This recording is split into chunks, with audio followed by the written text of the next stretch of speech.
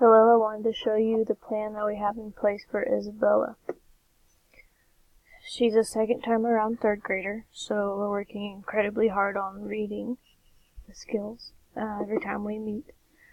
I have her a list of IXL math and English standards divided up by week.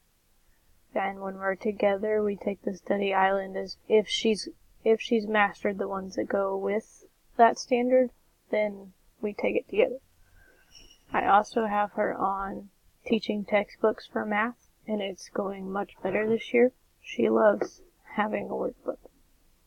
I have it divided up into what Study Island has her ready for, and I also have in there whatever I need to fill in with something that teaching textbooks doesn't cover. So I bring Spectrum worksheets, we do IXL, something to make sure she's mastered it, and then go into the Study Island lesson together. There's a unit on patterns and a data project that I added. His teaching textbooks doesn't exactly line up with state standards. But as you can see, we have her on a plan.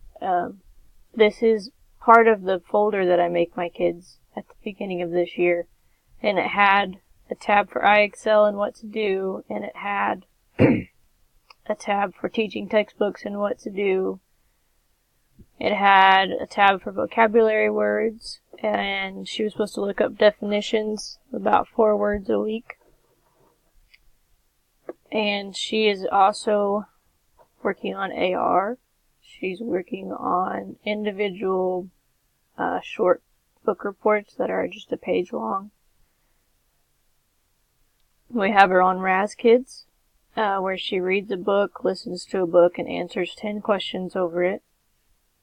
So we're hoping that we have her on a great plan, and I'm also making sure to make her a portfolio this year of all of this, the work that satisfies the state standards, so that we can help her move on to 4th grade.